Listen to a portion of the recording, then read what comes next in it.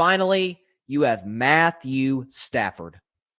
A guy, and look, I acknowledged, because it was fairly obvious, I think, to all of us, that Detroit's a pretty dysfunctional organization. They don't know how to run a football operation whatsoever. They have one playoff win in the Super Bowl era, and that came under Barry Sanders, who, in my opinion, is the greatest running back of all time.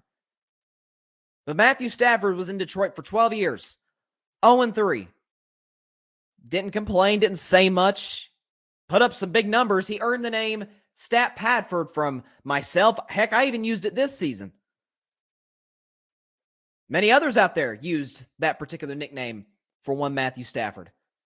And he gets traded to the Los Angeles Rams for one reason: to take us somewhere that Jared Goff could not take us if you're the Los Angeles Rams, and that was to win a Super Bowl. You got to a Super Bowl with Jared Goff, and how'd that turn out? Once you got into the big game against the New England Patriots, it was a disaster offensively for the Rams.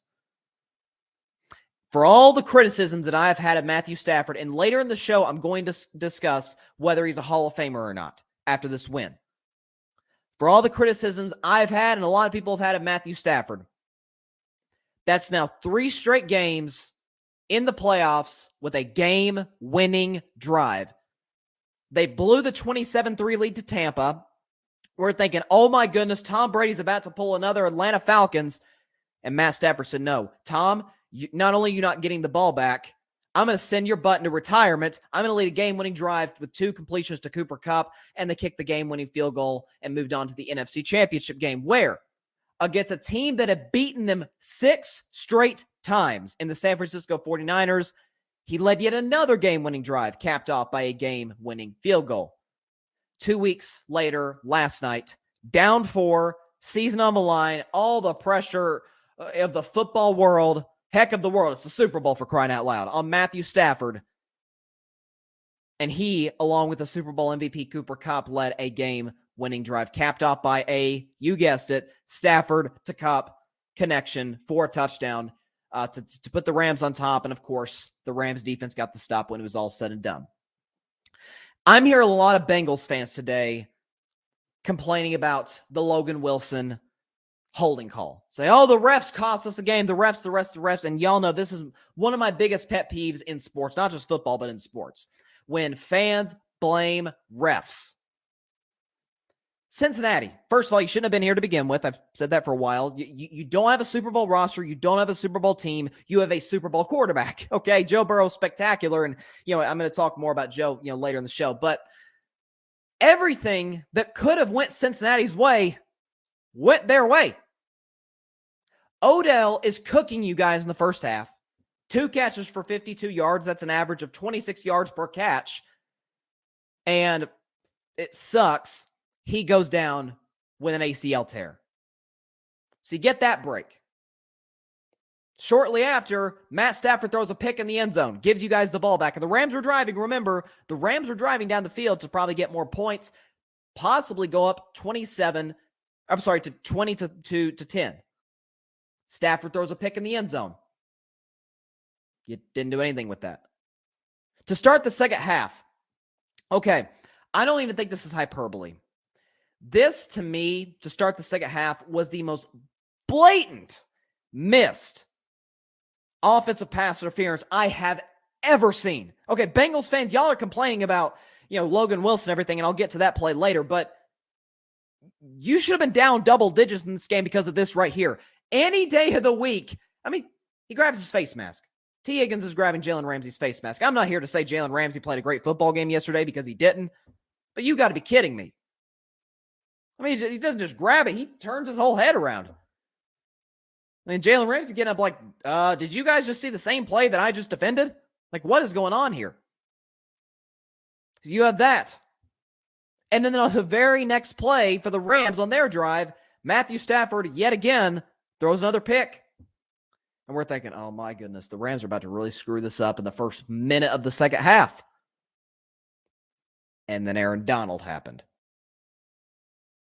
For the Bengals, you couldn't get any points after that. You got a break from the officials on the missed interference call on T. Higgins. On the very next play, you take the ball back away from the Rams. You got the ball right back in a position to go up 10 points. I'm sorry, to go up 11 points. Nope, nothing. And so at the end of the day, this was not hard to see what was going to happen at all. Because when you look at the Los Angeles Rams, you look at their defensive line, Aaron Donald, Von Miller, Leonard Floyd, all those Rough Riders in that Rams defensive line. And you look at, and I've been beating this drum for weeks. Heck, for a year or so. Maybe for 2 years now that I think about it. I was wrong on Joe Burrow because I thought he would be a bust out of the 2020 draft. But why did I think Joe Burrow would be a bust? A, he was going to a bad, poorly run franchise. He's overcome that. He was going to a cheap owner. We'll see if he can overcome that. And he was going to a team who had arguably the worst offensive line in football. Joe Burrow was sacked an NFL high 51 times in the regular season. In the postseason, he was sacked 19 times, including a 9-sack game against the Titans and a 7-sack game last night. That adds up to a grand total of 70 sacks that Joe Burrow has taken. And for the second straight year, Joe Burrow, look, listen, it's football. Everybody's hurt. But he's badly beaten up after that game. Because last season, heck, he didn't even get to limp off the field. He was carted off the field. Okay, he tore his ACL and MCL because his offensive line couldn't give him a second to throw the ball. And then last night, he gets twisted underneath on that one hit on third down. And you could see it in his face, man, through his face mask. He was in pain. I mean, you just winced when you saw that play. You're like, oh, man, Joe Burrow can't not finish the Super Bowl. This can't happen. If you don't let this become Andrew Luck 2.0, if you're the Cincinnati Bengals, don't screw this kid up. Okay, don't. You've got a top 3 or 4 quarterback in the world. Name the quarterback that could have pulled what Joe Burrow pulled this postseason. I mean, I can't believe people are crushing Joe after this game. I can't believe I'm the one defending him. But people are crushing stats last night. I think he had like a 39. Was it a 39 QBR? 39 QBR. But he had a 101 passer rating. So QBR and passer rating don't always coincide for whatever reason. You can ask the analytics people that question. But Joe Burrow did all he could. Everything went the Bengals' way. The better team won. The quarterback with more time won. What did I say? If you follow me on social media, and if you don't, I greatly appreciate a follow on IG at Carving Up Podcast, Twitter at Carving Up Pod. On Instagram yesterday, when I kind of discussed my pick, in a reel, I said, here's why I'm picking, or one of the reasons I'm picking the Rams to beat the Bengals. I think Joe Burrow's better than Matthew Stafford, and Matthew Stafford has proved himself to be one heck of a quarterback. But the problem is, I didn't think Joe Burrow was going to get the opportunity to prove he was better than Matthew Stafford, and that was evidenced. The sack battle, that is something, that I've been talking about all week. Rams 7 sacks, Bengals 2. There's your game right there. The weakness of the Cincinnati Bengals showed itself once again. They got bailed out against the Tennessee Titans because Ryan Tannehill played awful. But when you're playing Matt Stafford and Cooper Kupp, they're not going to screw it up like Ryan Tannehill did in that playoff game. So I'm hearing a lot of Joe Burrow will be back. Joe Burrow will be back. Joe will be back. I mean, I'm not real sure about the Bengals. I'm not sure if the Bengals will go along on the ride with him. You got to realize Cincinnati shouldn't even have won their division. They shouldn't even have had a home playoff game. Baltimore collapsed because Lamar Jackson went down. Now, Joe Burrow's better than Lamar Jackson, obviously, and I love Lamar. But if Lamar Jackson doesn't go down, the Bengals are a wild card team. Like, they probably don't even get here.